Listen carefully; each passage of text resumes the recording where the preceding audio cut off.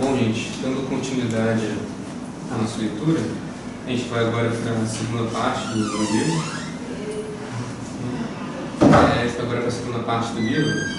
E, bom, antes de a gente entrar propriamente na leitura, estou fazendo um preâmbulo breve aqui, que é hoje. Deixa eu pegar água. Ah, claro, só explicando o que eu disse.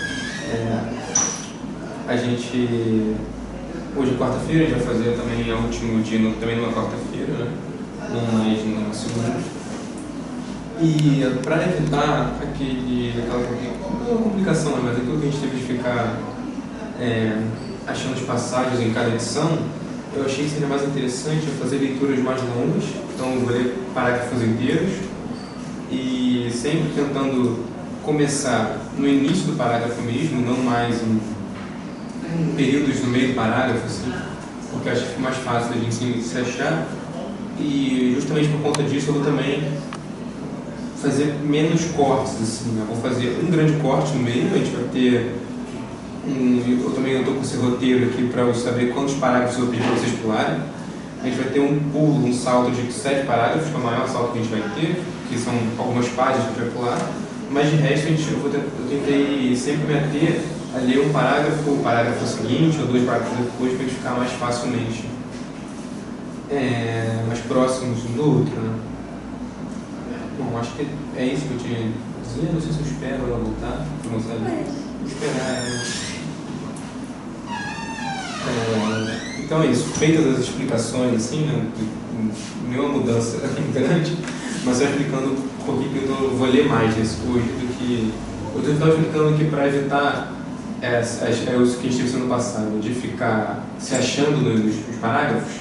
Eu resolvi começar quase tudo que eu vou ler, eu vou começar no início do parágrafo.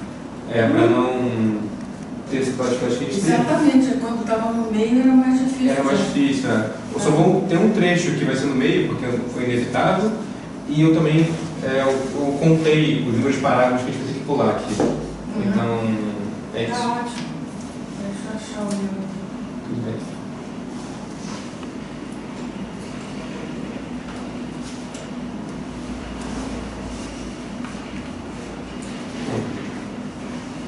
Começando aqui a segunda parte, então, o primeiro parágrafo da segunda parte começa.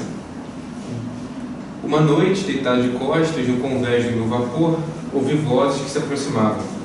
De lá vinham o sobrinho e o tio caminhando pela beira d'água.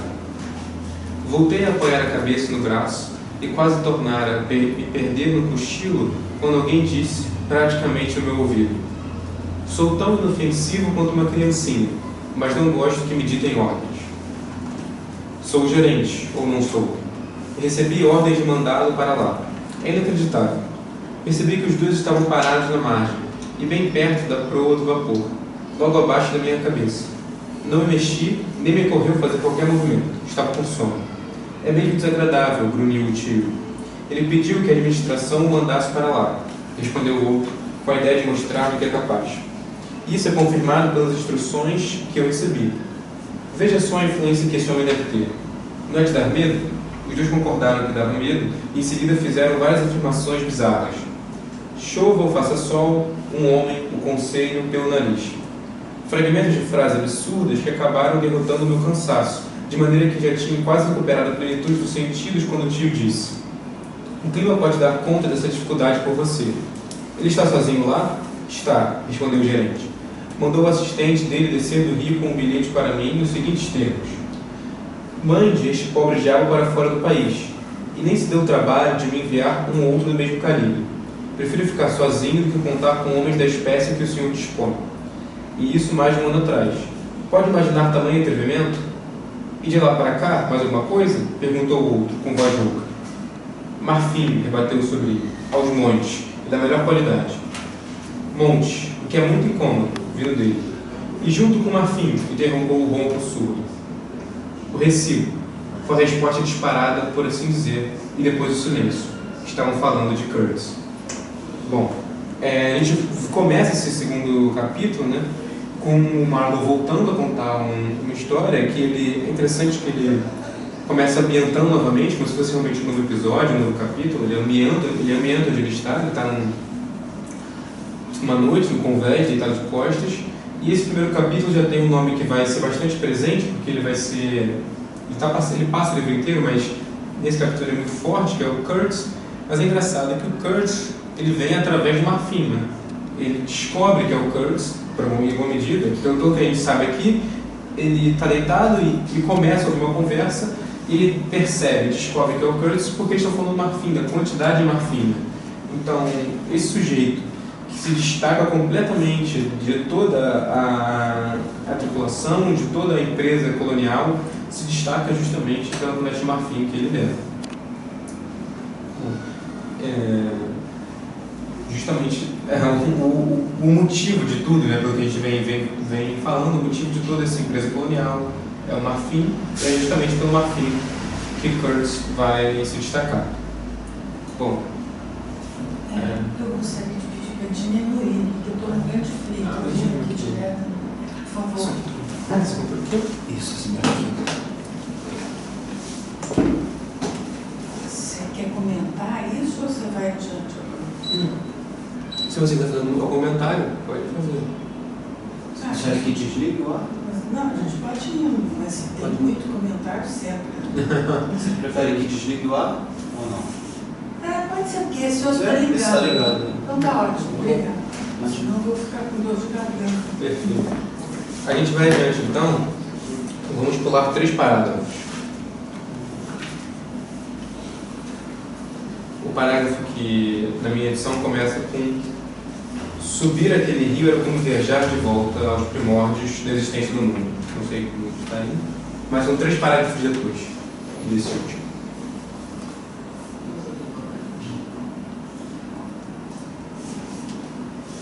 Bom, começando o parágrafo aqui. Subir aquele rio era como viajar de volta aos primórdios da existência do mundo, quando a vegetação cobria a terra em desordem e árvores imensas reinavam nas matas. Um curso de água intacto, um grande silêncio, uma floresta impenetrável. O ar era quente, denso, pesado, inerte. Não havia alegria alguma no brilho da luz do sol. Os longos trechos de rio se estendiam, desertos, até a escuridão das distâncias envoltas em sombras. Em bancos de areia prateada, hipopótamos e crocodilos tomavam sol lado a lado. O leito cada vez mais largo do rio corria pelo meio da multidão de ilhas arborizadas. Era tão fácil perder-se naquele rio quanto no deserto, e você passava o dia inteiro raspando o fundo do barco nos baixios, tentando encontrar o canal, até achar que tinha sofrido algum feitiço e fora separado para sempre de tudo que algum dia conhecera em algum lugar muito distante, numa outra existência talvez. Havia momentos em que o passado me tomava de assalto, como ocorre às vezes quando você não tem momento sequer para si mesmo, mas chegava na forma de um sonho quieto e ruidoso, rememorado com espanto e meias realidades avassaladoras daquele estranho mundo de plantas, água e silêncio. E essa calmaria da vida em nada lembrava paz.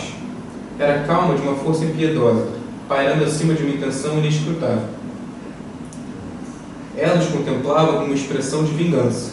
Mais tarde acostumei-me a ela. Já nem mesmo percebia. Não tinha tempo. Precisava tentar adivinhar o tempo todo onde estaria o canal. Precisava discernir, usando sobretudo a inspiração, os sinais e as margens ocultas.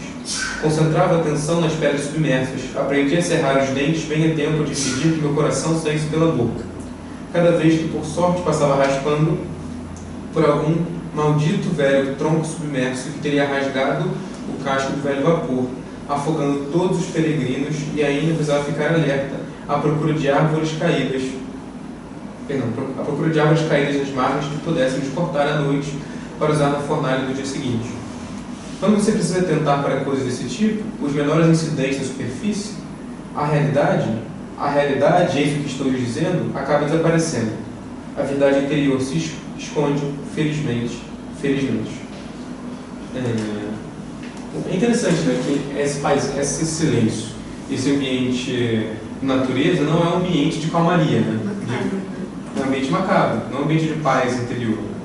Por mais que ele descreva o silêncio, ele descreva os animais se banhando, descreva as árvores, ele parece que o personagem, o Marlowe, o europeu, o britânico, tem de se lembrar de uma série de atividades, de uma série de a tensões que ele já não tem mais.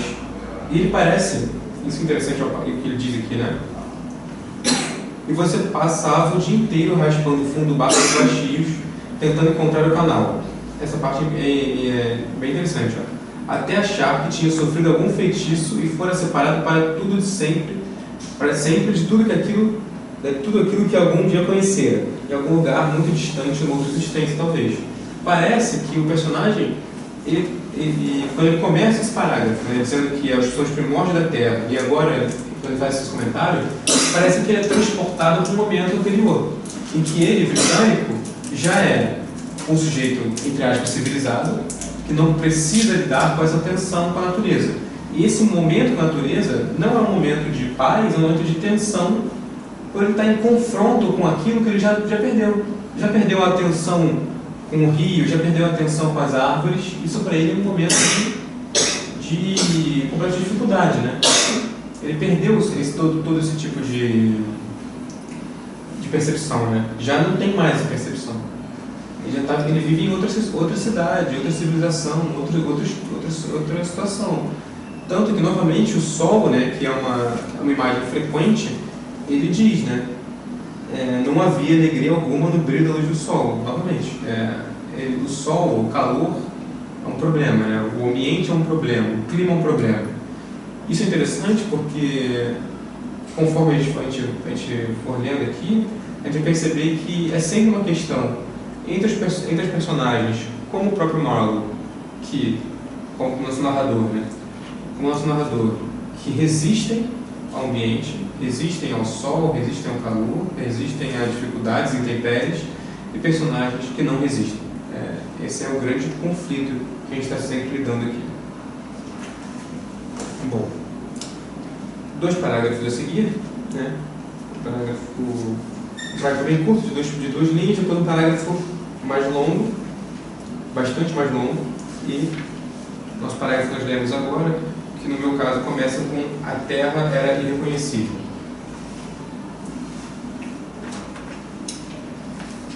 A Terra era irreconhecível. Estamos acostumados a contemplar a forma agrilhoada de um monstro vencido, mas ali podíamos ver a monstruosidade à solta. Não era uma coisa deste mundo. Os homens, não eram desumanos. Bem vocês sabem, era isso o pior de tudo. Essa desconfiança de que não fossem desumanos. Era uma ideia que nos ocorria aos poucos. Eles berravam, saltavam, rodopiavam, faziam caretas horríveis. Mas o que mais me impressionava era sempre essa ideia de que eram dotados de uma humanidade, como a nossa. A ideia de nosso parentesco remoto com toda aquela comoção selvagem e passional. Feia. Sim, era muito feia. Mas você, se for homem bastante, reconhece intimamente no fundo de si um vestígio, ainda que tênue, de resposta à terrível franqueza daquele som. Uma suspeita vaga de que haja ali um significado que você tão distante da noite das primeiras eras, talvez seja capaz de compreender. E por que não? O espírito do homem tudo pode, porque tudo está contido nele, tanto a totalidade do passado como o futuro inteiro. O que havia ali, afinal? Alegria, medo, tristeza, devoção, coragem, raiva, quem saberá dizer? Mas a verdade despojada das vestes do tempo. Os idiotas que abrem uma boca e estremeçam. O homem sabe e é capaz de erguer os olhos sem pestanejar. Mas precisa ser pelo menos tão homem quanto aqueles que vimos pelas margens. Precisa cotejar aquela verdade com o quanto de verdade existe nele, a sua própria força inata. Os princípios não funcionam. As aquisições, as roupas, tudo belos panos que se desprendem, e o vento leva no primeiro embate. Não. O que você quer é uma crença deliberada. Existe um apelo que me diz alguma coisa, no meio daquele tumulto demoníaco?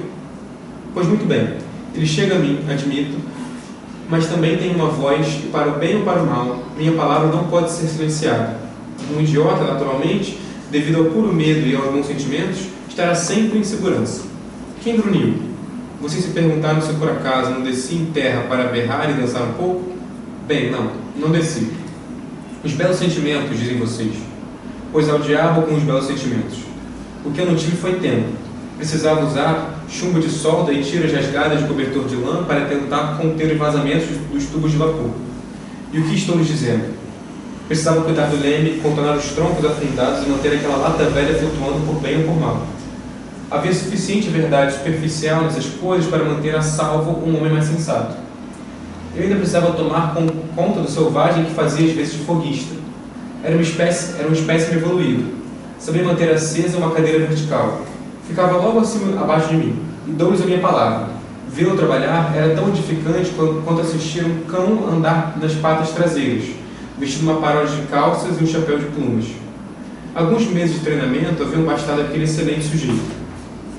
Ele fitava o manômetro e o indicador de água com os olhos apertados e um evidente esforço de intrepidez. E tinha os dentes limados também. O pobre diabo. Os cachos do cabelo cortados no estranho padrão, além de cicatrizes ornamentais em cada face. Àquela altura, deveria estar sapateando e batendo palmas nas margens. Mas em vez disso trabalhava duro, escravizado por uma estranha feitiçaria pejada de saber e progresso. Era útil porque fora instruído. E o que ele sabia era o seguinte: se a água desaparecesse daquela coisa transparente, o espírito mau que vivia na caldeira ficaria furioso com a intensidade da sua sede, vingando-se da maneira mais terrível.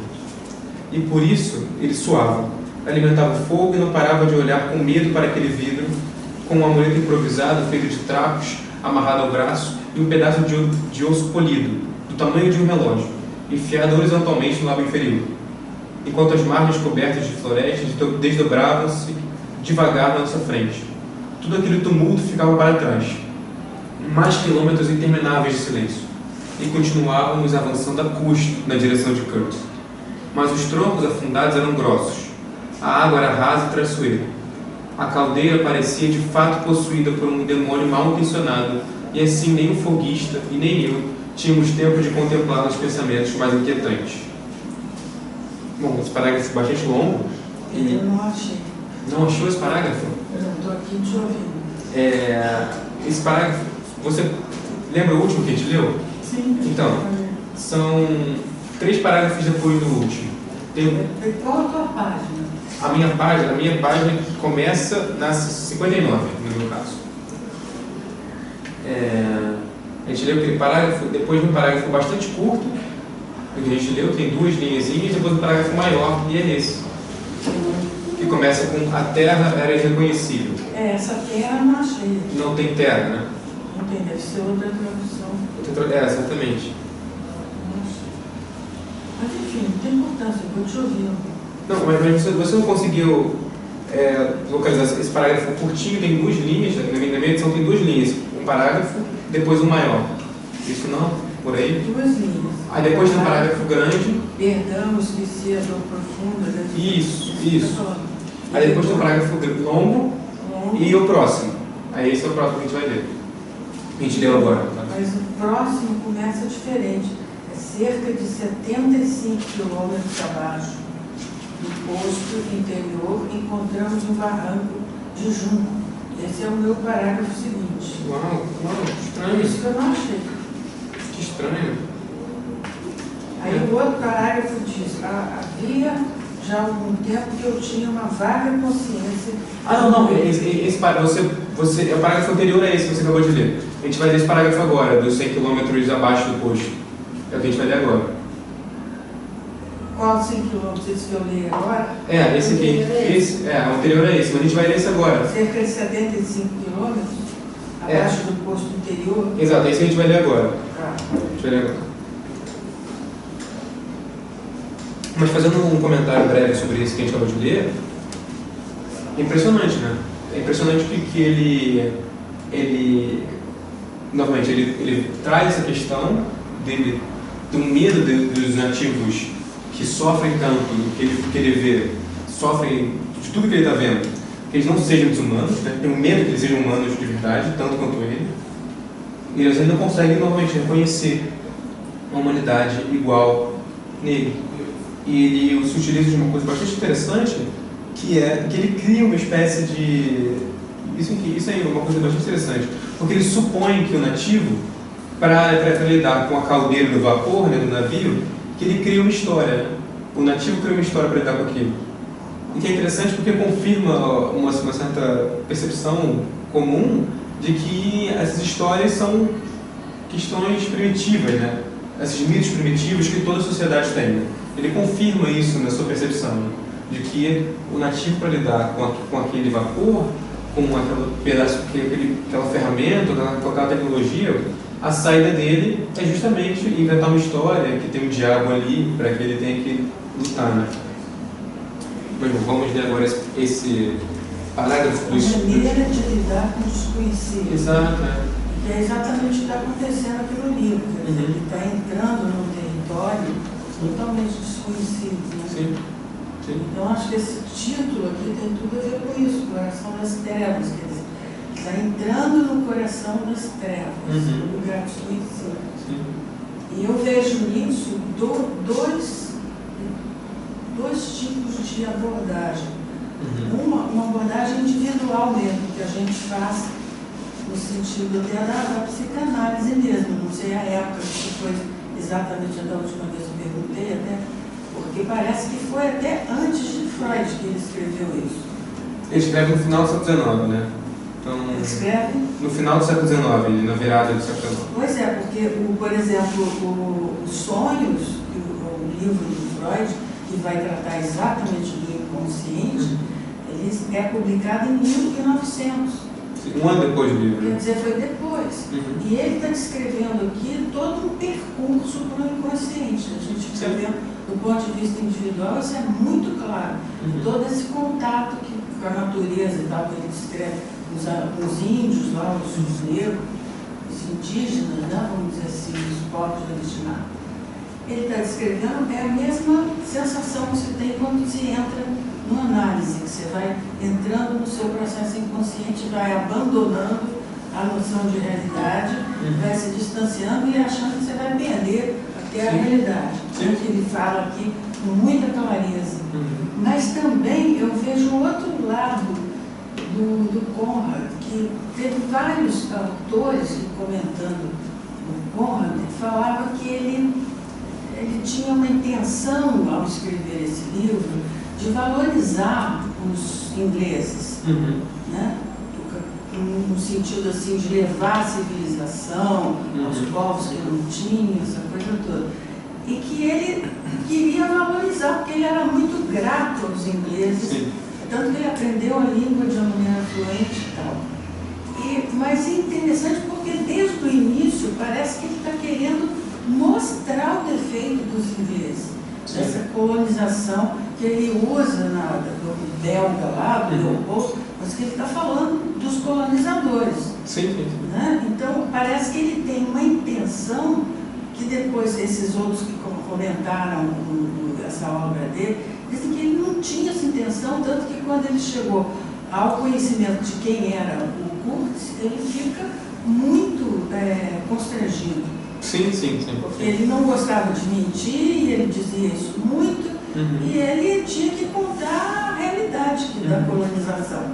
Então, era vamos dizer assim, sentido como ele estaria sendo ingrato com os ingleses, mas ele vai... Enganado, se sentiu enganado, né?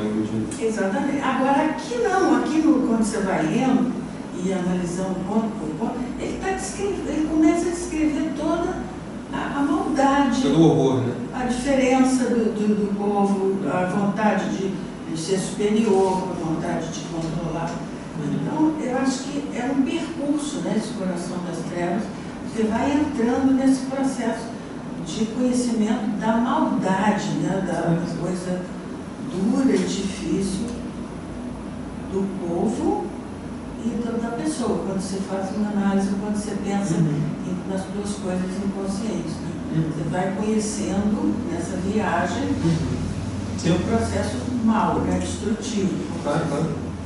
Não, e é interessante essa sua leitura, porque isso é uma leitura corrente, né? E existe uma leitura crítica de que, inclusive como você falou, uma jornada ao inconsciente. De fato, essa leitura existe, é possível.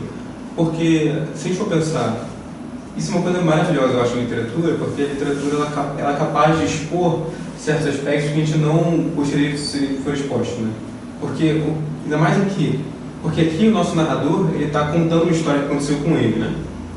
Então, se a gente pensar que é um narrador que está contando aquilo, mas ele está é difícil não ver, mas ele está tornando literário aquilo, né?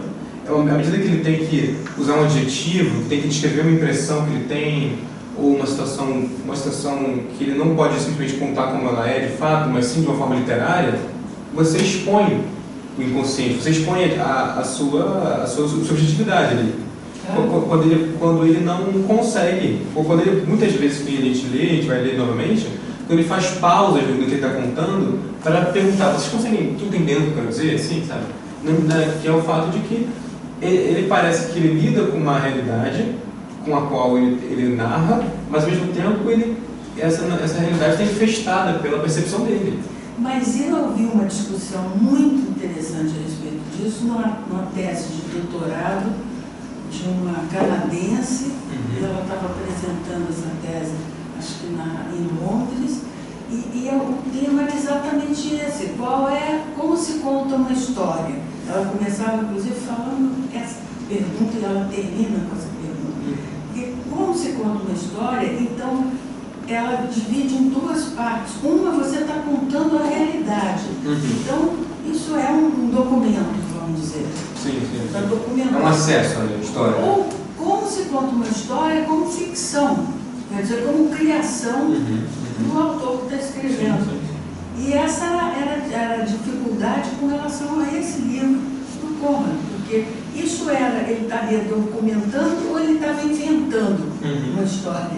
Entendeu? Isso é uma realidade ou isso é uma fantasia. Né? Isso foi uma discussão imensa nessa apresentação dessa pessoa que fez essa tese. Né? Sim. Interessante isso que você está falando, porque é isso mesmo. Quer dizer, será que foi... E não, me parece, né, que ele está descrevendo até em camadas, né, porque tem o primeiro narrador, conta um livro dentro de um livro, e o outro vem também contando. Quer dizer, ele está descrevendo em camadas uma coisa que você realmente pode ver como um inconsciente, isso e ponto, ou como você pode ver como uma realidade social que aconteceu na colonização e continua acontecendo até hoje. Sim, exatamente assim, né? Permite a leitura, né? Quer dizer, por isso que parece que ele tem os dois narradores, porque ele vai mostrando que, sem mostrar, feito essa coisa de que ele não queria ferir os ingleses, mas ao mesmo tempo ele está descrevendo com a realidade mais crua toda a crueldade. Né? Então, parece que ele vai tentando, né, de uma forma ou de outra, sem mostrar ou mostrando, sem mostrar e mostrando. Sim, é isso mesmo. Interessantíssima essa forma de Conrad, né? É, muito interessante. Ele consegue tematizar isso muito forte, assim. Você tem uma realidade premente muito chocante também, né? Tem esse aspecto, que não é uma realidade banal. Você tem uma realidade muito chocante, que por si só já dá um livro, por assim dizer, mas ele faz questão de colocar essa realidade em xeque quando ele usa dos narradores, quando ele descreve as impressões, quando ele faz essa jornada do inconsciente, ele pode chamar assim. É muito interessante, realmente. E nesse sentido também eu acho que não é uma história de fracasso.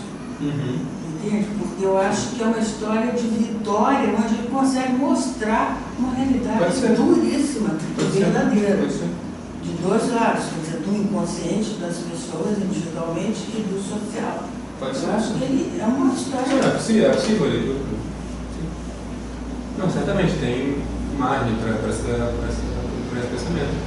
E de fato, ele consegue demonstrar o que acontece sem se comprometer, digamos assim. Exatamente. Eu acho que talvez por isso que tem essa dubiedade. Até que facilita a interpretação dúbia também. Porque... Sim. É uma qualidade, né, literária. É uma obra difícil, né? Uma obra assim, que se esgota. Não, Bom. Aqui, por exemplo, tem o Roger Luiz Borges, né, que diz o seguinte aqui nas costas do meu livro, sobre o livro dele, Conrad, né? O mais intenso de todos os relatos que a imaginação humana jamais concebeu. Esse foi o comentário do Borges sobre esse livro do Conrad. Incrível, né? Incrível. O Borges era um admirador do Conrad, fascinado. Ele tem uma entrevista, aliás, que o Borges diz que... o primeiro Borges fala uma coisa que eu acho que é mentira dele, uma coisa meio do lazer de escritor, que ele fala que se ele tivesse nascido 100 anos antes, ele não seria ninguém, seria só mais um escritor medíocre, que não é mentira, mas ele... Só para dizer que os escritores do século XIX eram incríveis, né?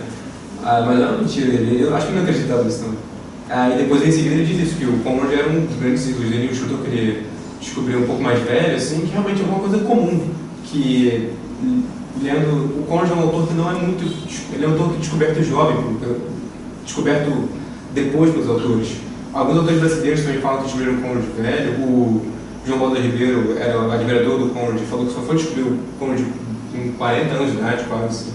Demorou bastante para conhecer o Conrad, porque ele é um autor que ele é muito canônico da língua inglesa, mas ele também não é muito... Ele não é o Shakespeare, entendeu?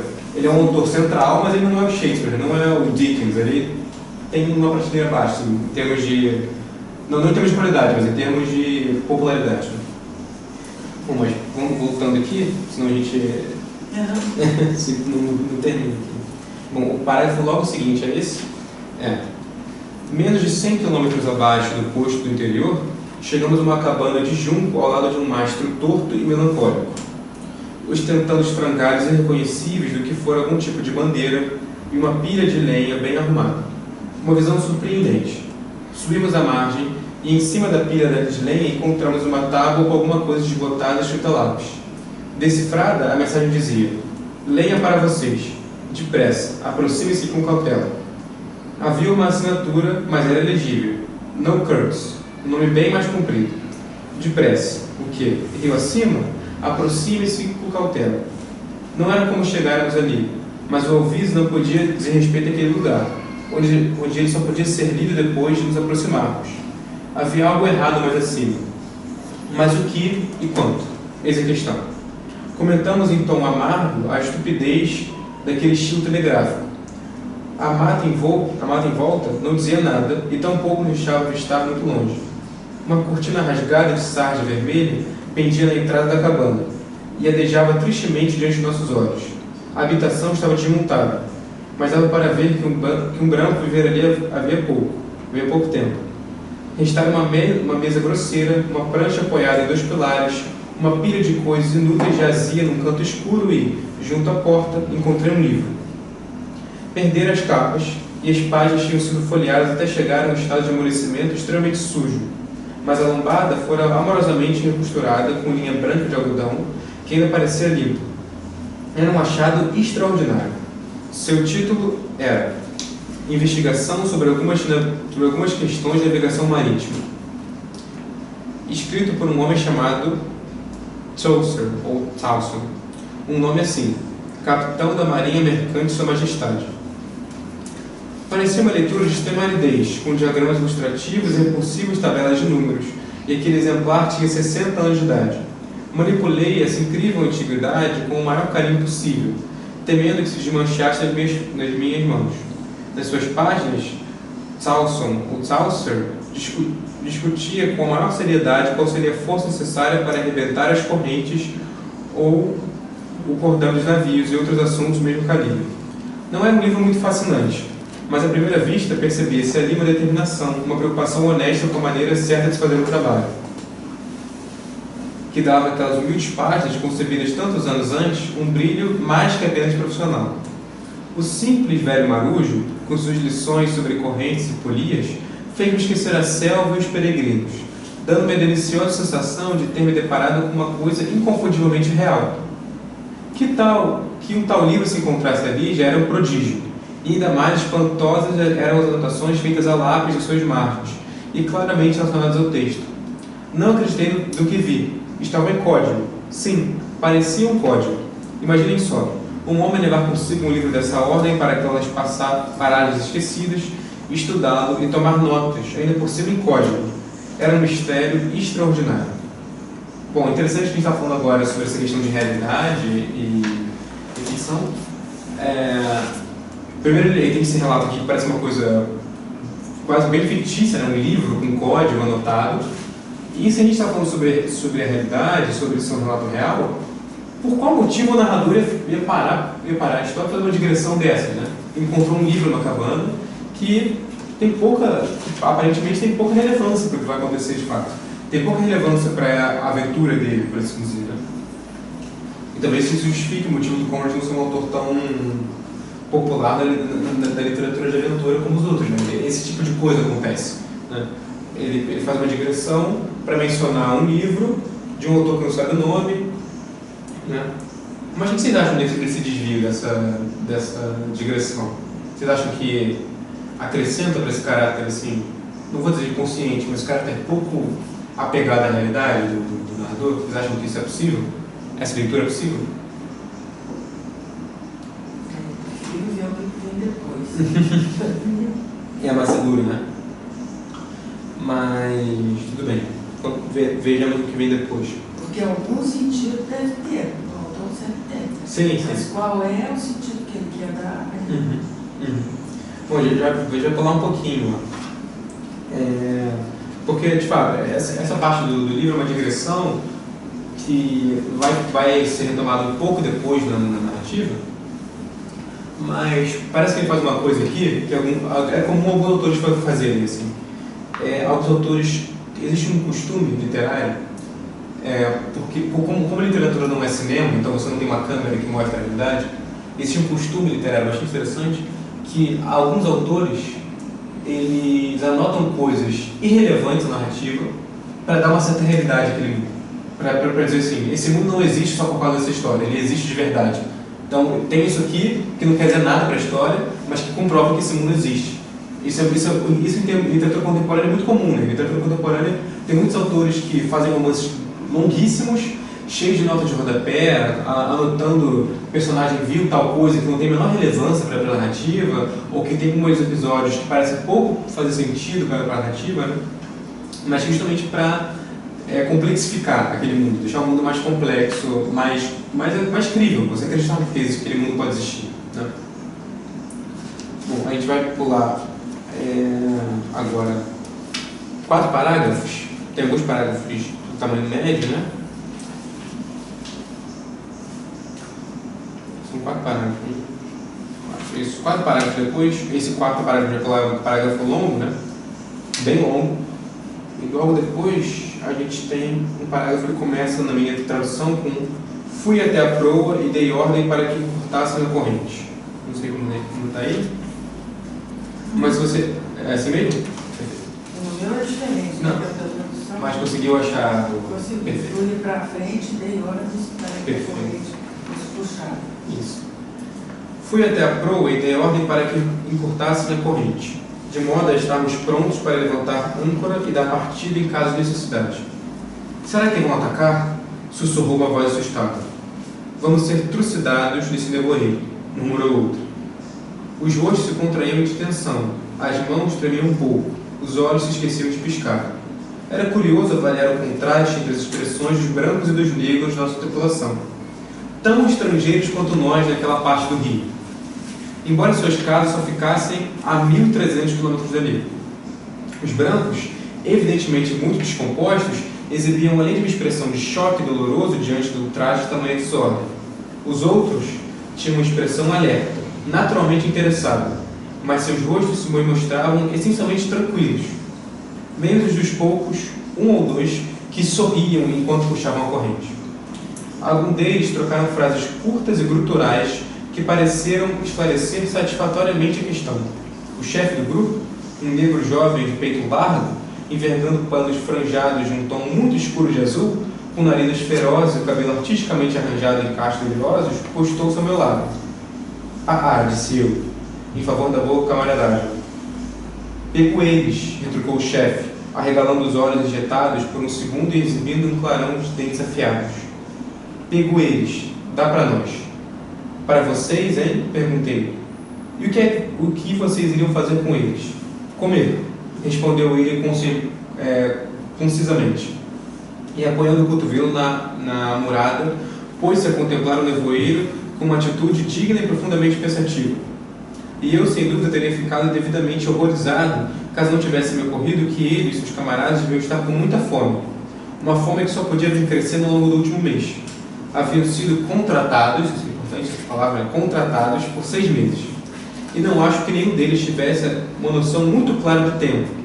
Nada que se possa comparar à ideia que adquirimos ao final de eras incontáveis. Eles ainda pertenciam aos primórdios do tempo. Ainda não tinham experiência herdada que eles ensinassem, por assim dizer.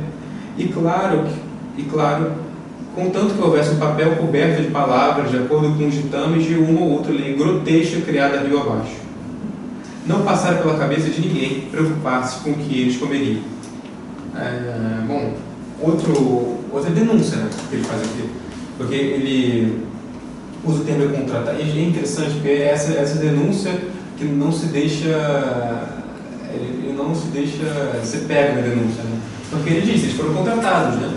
Ele não chega a dizer que é um contrato ilegal, né? Mas ele diz que é uma lei grotesca, da qual eles não conhecem, né? da qual eles nem podem conceber porque não faz parte da percepção de vida deles, né? Eles não concebem um contrato, um pedaço de papel que firma um acordo, né?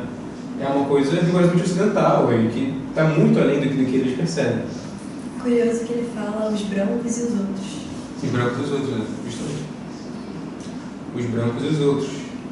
E é engraçado que antes de fazer essa distinção, ele diz que todos têm uma expressão relativamente apreensiva ali, né? A natureza ela é aterrorizante até para eles.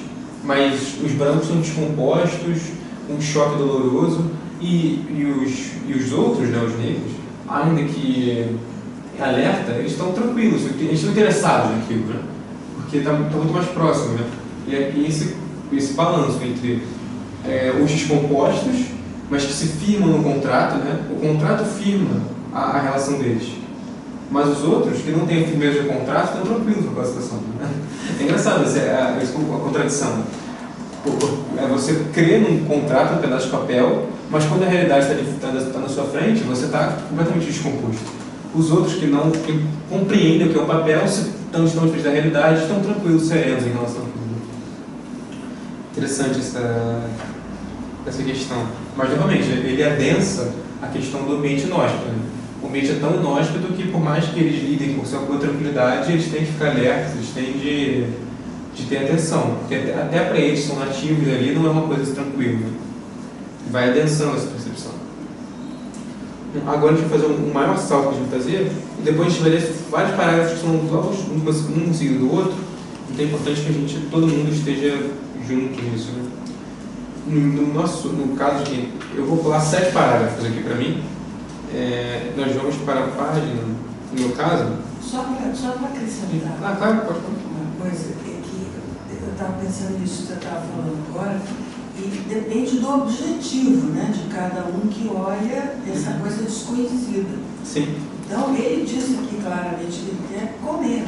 E mais adiante, na página logo adiante, diz: um homem necessita de toda a sua força inata para combater a fome de forma apropriada.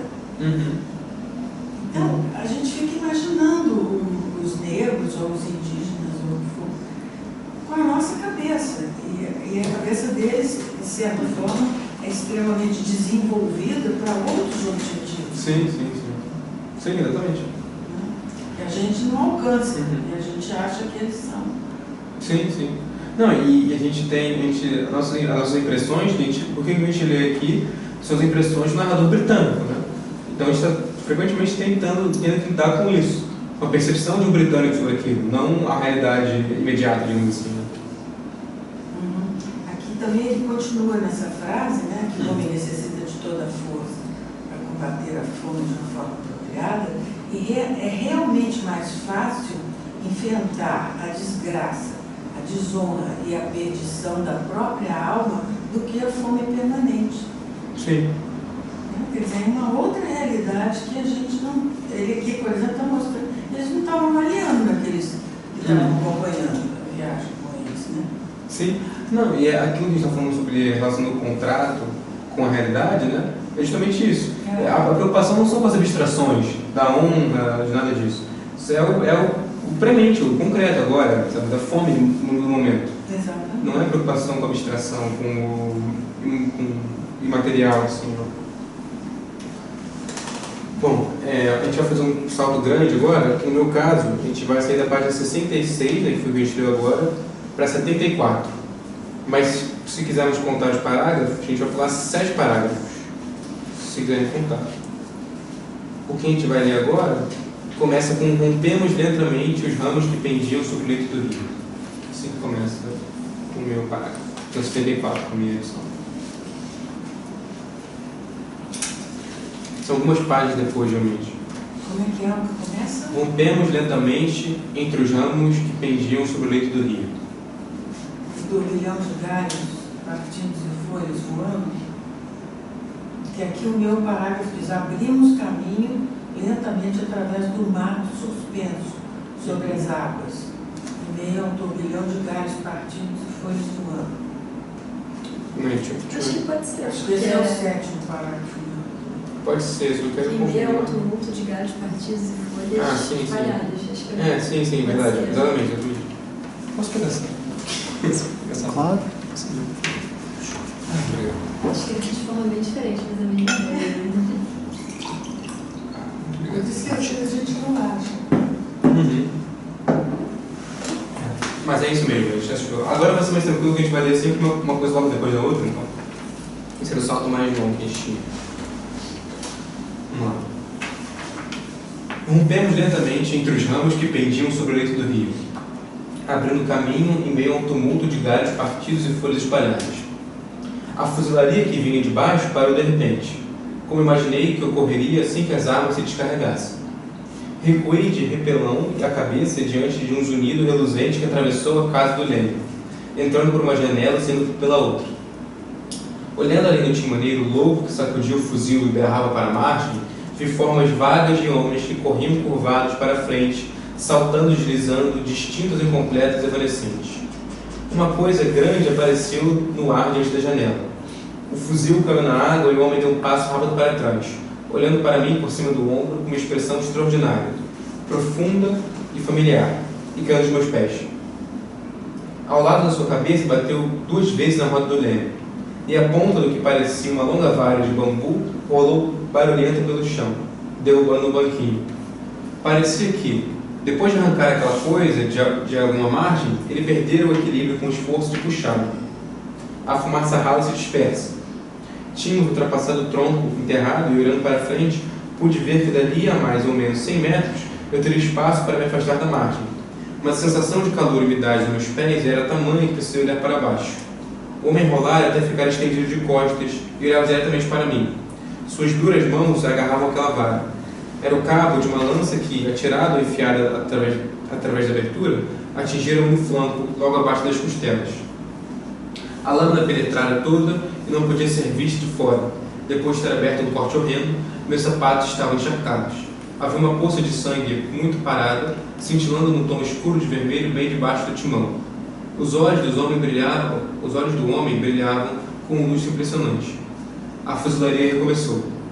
Ele me olhava ansioso, aferrado à lança como se ela fosse um objeto de valor, dando a impressão de temer que eu tentasse roubá-la. Precisei fazer um esforço para desprender os meus olhos dos seus e cuidar do timão. Com uma das mãos, tateei acima da minha cabeça para localizar o cordão do apito e emiti um toque atrás do outro, a maior velocidade possível. O tumulto de berros irados e belicosos foi encoberto na mesma hora, e então, das profundezas da mata, ergueu-se um uivo trêmulo e prolongado de medo pesaroso e absoluto desespero, como se acabasse de perder-se a última esperança da terra. Houve uma grande comoção na mata. A chuva de flechas parou. Ainda se ouviram poucos tiros isolados, e depois do silêncio, em que as pancadas exaustas da roda de polpa tornaram a soar claramente nos meus ouvidos, virei o leme todo para este bordo, no mesmo momento em que o peregrino de pijama cor-de-rosa, muito acalorado e nervoso, aparecia na porta. O gerente me mandou aqui, começou num tom oficial, e se interrompeu de chofre. Santo Deus, disse ele, os olhos fixos no meu ferido. Bom, ele narra a gente não viu isso, mas acho que deu para entender que ele narra uma batalha que ele tem, um conflito que ele tem do barco com nativos que ele não consegue ver. Ele fala de formas de homens, né? É interessante que a gente leu na primeira parte, das primeiras páginas, ele falou das formas negras acocoradas, né? Quando ele chega logo lá, agora ele já fala as formas de homens que amontoadas. Amontoadas, exatamente. Agora já fala das formas de homens correndo por lá. Porque ele está sendo alvejado, né? E ele dando com essa tarefa.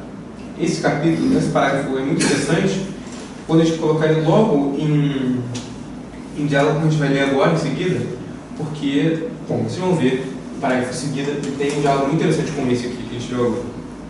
Seguindo a leitura, eu e ele, os dois brancos, debruçamos-nos sobre o homem, e o seu olhar fulgurante e inquisitivo nos envolveu a ambos.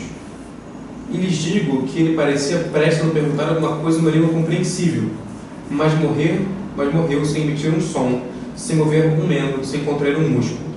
Só no derradeiro instante, como resposta a algum sinal que não tivemos como ver, a algum sussurro que não tivemos como escutar, ele franziu muito a testa, e esse traço conferiu à sua negra máscara mortuária uma expressão inconcebivelmente soturna, lúgubre e ameaçadora.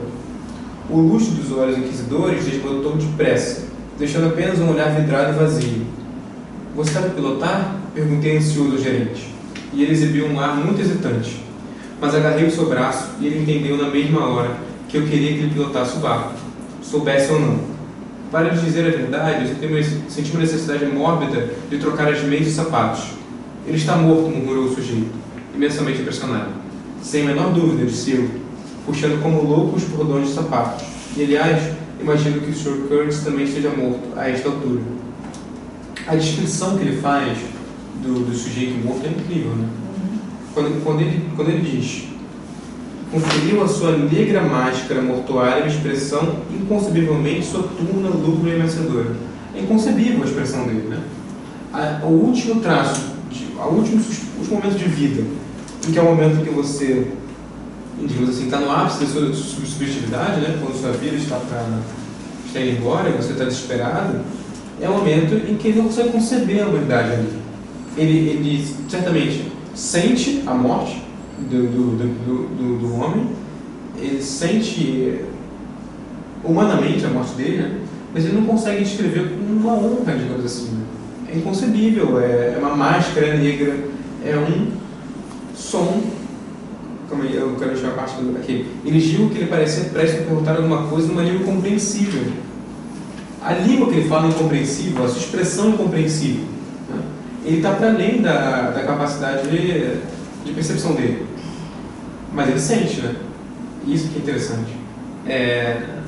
Por mais que... ele parece que agora se aproxima dos nativos que, na percepção dele, em inglês, negam o racional, mas sentem.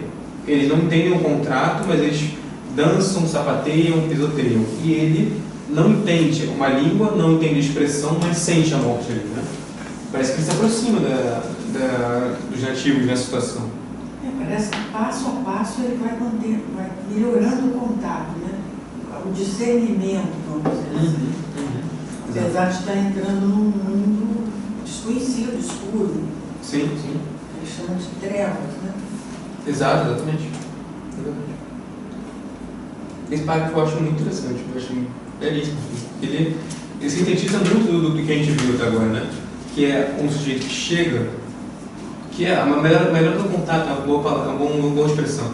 Ele chega sem conseguir discernir um sujeito do outro, são formas negras amontoadas. Agora ele se padece da morte de um homem negro, mas se padece como ele não faria, né? Não é da forma racional. Ele não compreende a língua, ele não compreende da forma humana. Da forma humana. Legitimamente humana. Né? Que é o que eles sempre fizeram. O que os nativos sempre fizeram na narrativa, parece que agora ele faz também. E ele não explica, isso que eu acho belíssimo, ele não explica a moralidade dele nem do nativo. Ele se aproxima da reação do nativo. Isso que é belíssimo, né? Exatamente. Isso que é interessante. Bom, o parágrafo é o seguinte. Naquele momento, era esse o pensamento que me dominava. Tive uma sensação de extremo desânimo, como se acabasse de descobrir que vinha perseguindo uma coisa totalmente desprovida de substância. E o meu desalento não teria sido maior se eu só tivesse percorrido toda aquela distância a fim de conversar com o Sr. Curtis. conversar. Joguei um sapato na água e tomei consciência de que era exatamente aquilo que vinha desejando. Uma conversa com Kurtz. E fiz a estranha descoberta de que eu nunca o tinha imaginado fazendo coisa alguma. Sabem como é, mas só discursando. Não pensei, agora nunca o verei. Ou, agora nunca apertarei sua mão. Mas, agora nunca o ouvirei. Aquele homem era apresentado como uma voz. Não, claro, que eu não associasse a nenhum outro tipo de atividade. Já me haviam dito, como com todos os acentos da inveja e da admiração, que ele tinha acumulado, negociado, subtraído ou roubado mais marfim que a soma de todos os outros agentes. A questão não era essa. A questão era que se tratava de uma criatura de muitos dons e que, dentre todos eles, o mais preeminente, que trazia uma sensação de autêntica presença, eram as suas palavras, a sua aptidão para falar, o dom da expressão, a fonte fascinante, inspiradora, mais exaltada e mais desprezível, o jogo palpitante de luz, ou a torrente enganosa que brotava no coração das trevas impenetráveis. Outro parágrafo incrível, né? O Kurtz, que é o motivo, o argumento do livro é o Kurtz, né? Ele vai até lá para o Kurtz, ele é uma voz, ele não é uma figura na sua presença, digamos, como nós percebemos, né? A nossa imaginação é muito visual, a gente imaginaria uma pessoa, o narrador imagina uma voz, a voz, a retórica, né? A retórica que convenceu ele a estar ali, que fez ele acreditar naquela... Foi a retórica, foi uma voz, foi um diálogo, um discurso que fez o narrador acreditar nessa empresa colonial, nessa civilização que tinha de ser levada até lá. Mas isso é exatamente a palavra do Leopoldo, lá o rei. Exatamente. Esse culto é inspirado no Leopoldo. Pode ser. É exatamente a voz, é o que ele falava para o mundo sobre levar a civilização e anexar os territórios, etc. Sim. E é isso que eles fizeram. Exatamente. Isso que fazem os colonizadores, né? Fazem. Mas essa é a questão, que o traço mais marcante, porque isso é interessante, enquanto essa questão dele se deixar afetar, como ele se deixa afetar pelo ambiente, né? Ele descreve que todas as descrições que ele teve do Kurtz até agora era dele ser um grande acumulador de marfim, né?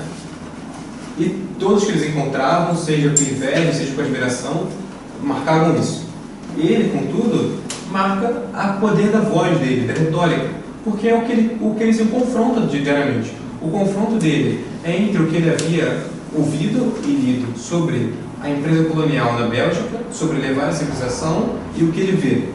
E o confronto que ele tem com o Kurtz não pode ser outro senão o que ele ouve, a voz que o Kurtz tem. Como é que esse sujeito conseguiu convencer todos de que ele é isso tudo? Como é que ele conseguiu... Da voz, da fala dele. Da fala. Como é que ele conseguiu desertar? E só agora querem encontrá-lo porque ele está doente, né? É incrível, né?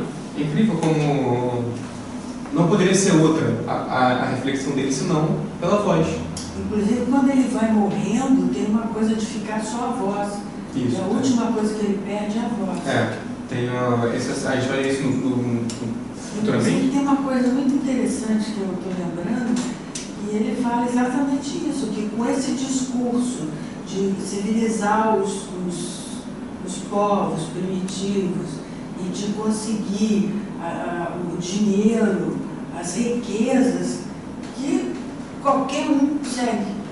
Sim. Ele fala isso no final, uma das últimas coisas que o Kurtz fala, já quase morrendo. É realmente impressionante, né? O poder do convencimento através da fala. Sim. E a última coisa que ele abandona. E que é esse poder, de outra forma, né, da fala, do discurso, que permite a gente acessar isso tudo, né? A gente acessa isso tudo pela fala do Marlon com os colegas. Esse é o que está registrado aqui, digamos assim, né? A fala dele. É o discurso. Bom, a gente vai para o próximo parágrafo, mas a gente vai começar no meio dele. No parágrafo seguinte, eu vou começar num período que começa com: eu não sentiria uma desolação solitária mais intensa se de algum modo me tivessem roubado a fé.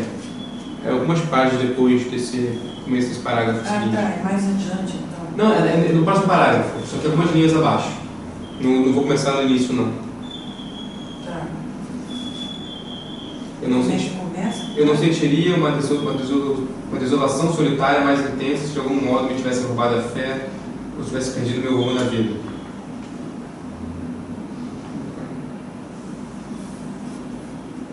No caso, são na sétima linha desse parágrafo aí, não sei como é que está nas outras edições. Bom, pode lendo aí que eu vou achando. Tudo bem. É nesse parágrafo seguinte agora, é no meio dele. Eu não sentiria uma desolação solitária mais intensa se de algum modo me tivessem roubado a fé ou se tivesse perdido meu rumo na vida. Por que você, algum de vocês, suspira dessa forma desagradável? Absurdo? Pois bem, absurdo, santo Deus. Será que um homem nunca pode... Aqui, alguém me deu um pouco de tabaco? Ele para de narrar, para de contar a história. Fez uma pausa de silêncio profundo. Depois um fósforo se acendeu e o rosto magro de Marlon pareceu cansado, encovado, com as rugas verticais e as pálpebras caídas, produzindo um ar de atenção concentrada. E quando ele puxou vigorosas baforadas de seu cachimbo, seu rosto parecia recuar, destacar-se na noite. A variação regular da pequena chama. O fósforo apagou-se. Absurdo! Exclamou ele. Esta é a pior parte de tentar contar. Aqui estão vocês, cada um fundeado em 2 bons endereços, como um grande cargueiro com 2 âncoras, ou açougue assim que dobra uma esquina, a polícia logo na outra, um apetite excelente e a temperatura normal. Estão ouvindo? Normal, do começo ao fim do ano. E dizem, absurdo. Pois o absurdo que se dane, absurdo. Meus caros rapazes, o que podem esperar de um homem que por mero nervosismo acabava de atirar na água um par de sapatos novos? Hoje, quando penso nisso, acho espantoso não ter vertido em lágrimas. De maneira geral, o mergulho da minha fortaleza. Mas fiquei profundamente abalado ao julgar que perdera o inestimável privilégio de ouvir as palavras do talentoso Kurtz. Claro que eu estava enganado. Esse privilégio estava à minha espera.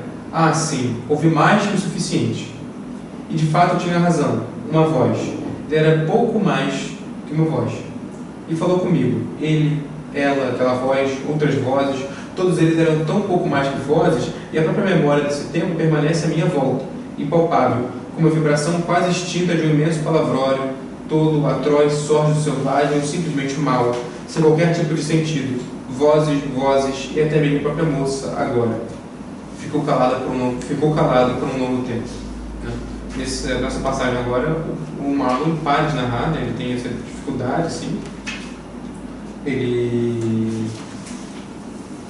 para de narrar, não consegue continuar a história.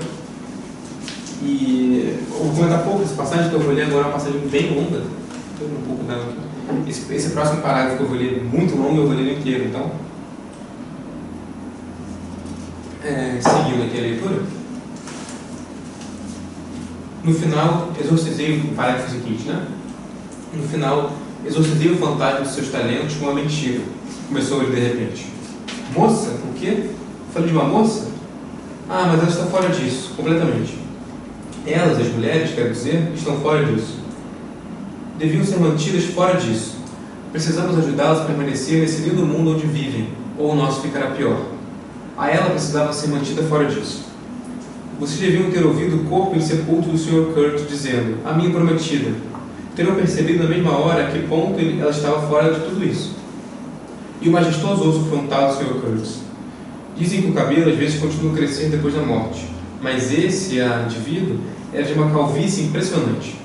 A selva lhe afagou a cabeça e eis que ela ficou igual uma bola de marfim. A selva o acariciou, e vejam, ele feneceu, ela o conquistou, ela o amou, ela o acolheu, penetrou nas suas veias, consumiu a sua carne e selou a sua alma no isolamento mediante as cerimônias inimagináveis de alguma iniciação diabólica. Ele era o favorito da selva, estragada por seus mimos. Marfim? Sem dúvida. Pilhas de marfim, montanhas de marfim, o velho depósito da terra batida estava abarrotado de marfim. Parecia que não sobrara uma única presa em todo o país, em cima ou debaixo da terra. Na maioria é fóssil, assinalara o gerente em tom depreciativo. Não era mais fóssil do que eu, mas dizem que o marfim é fóssil quando desencavam da terra. Parece que esses negros às vezes enterravam as presas dos elefantes, mas é evidente que não tiveram como enterrar esses achados em uma profundidade suficiente para salvar o talentoso Sr. Kurt de seu destino. Carregamos o vapor com marfim e ainda precisamos empilhar muitas presas no convés. Assim ele podia continuar a vê-las, deleitar-se com elas enquanto enxergava, porque conservou esse gosto até o fim. E vocês precisavam ter ouvido dizer: o meu marfim. Assim eu ouvi: a minha prometida, o meu marfim, o meu posto, o meu rio, o meu, tudo pertencia a ele. Eu prendi a respiração, esperando ouvir a selva prorromper numa gargalhada prodigiosa, capaz de sacudir as estrelas fixas de suas posições. Tudo pertencia a ele, mas isso era de menos. O que importava era saber ao que ele, por sua vez, pertencia. Quantos poderes das trevas podiam reclamar a sua posse? Era essa a reflexão que causava arrepios. Era impossível, e tampouco fazia bem algum, tentar imaginar. Ele ocupara um alto assento entre os demônios daquela terra. E digo isso literalmente. Vocês não conseguem entender? E como poderiam, com um caçamento de pedra embaixo dos seus pés, cercados por vizinhos gentis, prontos a acudi-los ou lhes pedir algum favor? Caminhando a passos contados entre o açougue e a polícia, do terror sacrossanto do escândalo, do cadafalso e dos hospícios. Como vocês podem imaginar, a qual região particular das eras primevas os pés impedidos de um homem podem levá-lo quando ele se depara com a solidão absoluta, sem polícia, quando se depara com o silêncio absoluto, sem a voz de um bom vizinho para ser ouvida e lembrar-lhe no murmúrio a opinião pública? Essas pequenas coisas fazem toda a grande diferença. Quando desaparecem, você só pode recorrer à sua força interior, à sua própria capacidade de ser fiel. Claro que pode ser até um idiota que nem terá como errar, obtudo demais para sequer perceber que está sofrendo o assalto aos poderes das trevas. Imagino que nenhum idiota jamais tenha negociado a alma com o diabo. O idiota é idiota demais, ou o diabo diabólico demais. Não sei qual dos dois. Ou você pode ter um espírito tão magnificamente elevado que se mostrará totalmente surdo e cego a tudo que não sejam visões e sonhos celestiais. Nesse caso, a Terra, para você, é só um lugar de passagem. E não me atrevo a dizer se representa uma perda ou um ganho ser assim. Mas a maioria de nós não é, nem de um modo nem do outro.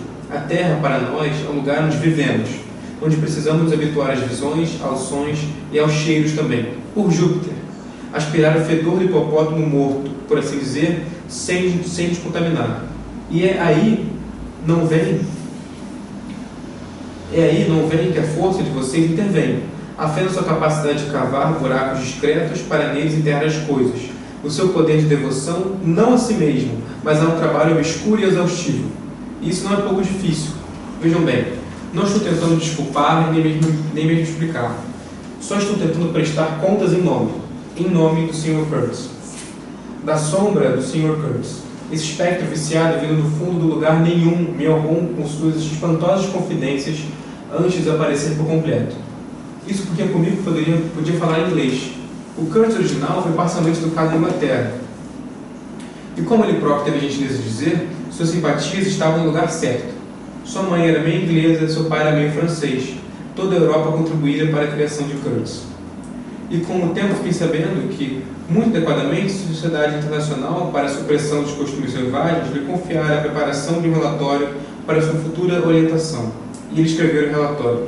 Eu vi, eu li. Era eloquente, vibrante de eloquência, mas estridente demais, acho eu. 17 páginas de caligrafia errado. Tinha encontrado tempo para isso. Mas deve ter sido antes que, digamos, os seus nervos começassem a falhar, levando-o a presidir certas danças à meia-noite que terminavam em ritos inomináveis, os quais, até onde pude perceber com relutância, baseado no que ouvi em momentos diversos, eram consagrados a ele. Vocês entendem? Ao próprio Sr. Kurtz. Mas era um texto excelente. O parágrafo inicial, entretanto, à luz do que fiquei sabendo mais tarde, hoje me parece especialmente inauspicioso. Começa com o argumento de que nós, os brancos, em função do grau de desenvolvimento que chegamos, devemos necessariamente ser vistos por eles, os seus bairros, como seres sobrenaturais. Chegamos a eles com um poder que parece próprio de uma divindade, e assim por diante. Pelo simples exercício da nossa vontade, podemos exercer um poder praticamente ilimitado para o bem, etc, etc. A partir desse ponto, ele levanta voo e transportou-me com ele. A peroração era magnífica, embora difícil de lembrar. Sabem como é? Transmitiu-me a ideia de uma imensidão exótica governada por uma augusta benevolência. Fiquei arrepiado de entusiasmo. Aquele era o poder ilimitado da eloquência, de palavras nobres e ardentes. Não havia qualquer sugestão de ordem prática para interromper o encadeamento magnífico daquelas frases, a menos que uma espécie de nota ao pé da última página, rabiscada evidentemente, bem mais tarde, com uma caligrafia trêmula. Possa ser considerada a recomendação de um método. Era muito simples. E ao cabo daquele comovente a todos os sentimentos altruístas flamejavam nossos olhos, luminosos e aterrorizantes, como o clarão de um relâmpago no céu sereno. Exterminem todos os brutos. E o curioso é que ele parecia ter esquecido esse valioso pós-escrito, porque mais tarde, quando num certo sentido voltou a si, recomendou-me repetidamente que cuidasse bem do meu panfleto, como ele chamava, que no futuro haveria de ter uma influência positiva sobre a sua carreira. Fui plenamente informado sobre todas essas coisas e, além disso, como mais tarde fiquei sabendo, ainda fui encarregado de zelar pela sua memória, e fiz por ela o suficiente para adquirir o direito incontestável de destiná-la, se assim decidir, a um repouso eterno na lapso de lixo do progresso. Junto com toda a sujeira e, falando figurativamente, todos os gatos mortos da civilização. Mas ocorre, vocês entendem, que não tem escolha. Ele não será esquecido. Pode ter sido qualquer coisa, mas nunca um homem comum. Pelo fascínio ou pelo medo, teve o poder de arrastar as almas rudimentares a uma perversa ciranda mágica em sua homenagem. Também foi capaz de povoar as almas miúdas dos peregrinos de amargas apreensões. Teve pelo menos um amigo dedicado em conquistar uma alma no mundo que não era rudimentar, nem estava maculada pela defesa do interesse próprio. Não consigo esquecer-me dele. Embora não chegue ao ponto de afirmar que eu fosse certamente digno da vida que perdemos para alcançá-lo. Eu senti uma falta horrível do meu falecido timoneiro. Eu começava a sentir sua falta enquanto seu corpo ainda jazia na casa do leme. Talvez vocês achem muito estranho essa dor pela morte de um selvagem que não contava mais que um grão de areia no Saara Negro. Mas vocês precisam entender que ele havia feito alguma coisa. Tinha operado o timão. Meses a fio eu dispus de sua ajuda, um apoio, um instrumento. Era uma espécie de parceria. Ele manejava o leme para mim, e a mim cabia cuidar dele. Eu me preocupava com suas deficiências, e assim se criou um laço sutil, do qual só fui tomar conhecimento quando abruptamente se rompeu, e a profunda intimidade do olhar que ele me lançou quando foi ferido permanece até hoje na minha memória, como se afirmasse, no medo supremo, a reivindicação de um parentesco distante. Bom, esse parágrafo foi longuíssimo, né? Mas que é incrível. Comenta aquilo que fala do poder da palavra do Kurtz. Lembra do nativo negro que morre no barco? Né? Bom, mas eu acho que é importante esse parágrafo, realmente, porque ele chega no âmago, no coração das trevas, vamos dizer assim. Ele chega no ponto fundamental. Do Kurtz, que é o personagem. E ele compara agora nesse final, que é até emocionante, bonito demais, com o timoneiro dele. Sim. E é totalmente diferente do Kurtz. Né? Sim, é um negro nativo. Né? Esse parágrafo, que você falou do inconsciente, um parágrafo tão longo assim, né, que ele vai. Parece que ele vai retirando as entranhas dele, né, ficando para fora as memórias dele. Né? Agora ele faz uma crítica danada aos europeus. Né? Faz. Mas aonde? Mas uma coisa assim, exatamente as palavras aqui, impressionante. Que ele cita um panfleto que o Kurtz escreve, né, em que o Kurtz diz que eles são seres sobrenaturais, são deuses, né, no próprio nativo. Eles têm que ser deuses para levar o bem. E esse âmago explica muito esse âmago negativo de cada um de nós, falando do inconsciente, e da sedução de tudo que se usa nessa parte, né, para dominar o outro, mas também do social, né? Dos líderes sociais, como é que eles fazem a cabeça da população dessa forma, né? Sedutora, maligna mesmo, de domínio, de superioridade. Realmente. É a anulação total do outro. Sim. Outra coisa que eu me lembro também, não sei se eu comentei outra vez, é por que as pessoas cedem a isso, essas pessoas se tornam ídolos de uma grande população. O que acontece com a população que não tem um discernimento? Quando às vezes tem um discernimento fino para várias coisas, Mas para essa sedução aí ele cai Sim. no líder. E quem escreveu muito lindamente sobre isso foi o Fanon. Não Sim. sei se eu já falei uma vez aqui sobre isso, que ele mostra por que ele usa o negro, porque foi o estudo que ele fez, inclusive, na Nigéria, nos hospitais da Nigéria, onde ele estudou, onde ele atendeu não só os torturados, mas os torturadores. Então ele conseguiu fazer, ele era psiquiatra, mas ele teve um estudo, uma boa formação também de psicanálise, já com Freud, isso aí já é em 1950. Sim. Então, assim, ele faz um estudo interessante e ele chega à conclusão que essa sedução justamente é para desvalorizar o outro, e o outro então tenta se identificar com esse que é uma divindade, que aparece uma divindade da fala, do poder, essa coisa toda. Então, tudo que o negro ali queria, segundo ele fala, esse estudo lá que ele fez, era ser branco. O valor estava todo em ser branco. Então ele não desenvolve, ele fica submisso, embora ele tenha todo um conhecimento e um saber, né, ancestral que o povo chamado primitivo tem. Mas só que o povo chamado primitivo não faz bomba para destruição em massa. Sim. Né? Então, quem é o primitivo? Vamos dizer assim, o que não tem noção de nada. Quem é? Fica em xeque, né? O bárbaro, né? Também é outro tempo que Sim. Certamente o livro coloca tudo isso em xeque. Assim, ele coloca nesse ponto aqui tudo em xeque. Muito bom. Bom, eu vou pular agora 3 parágrafos, né?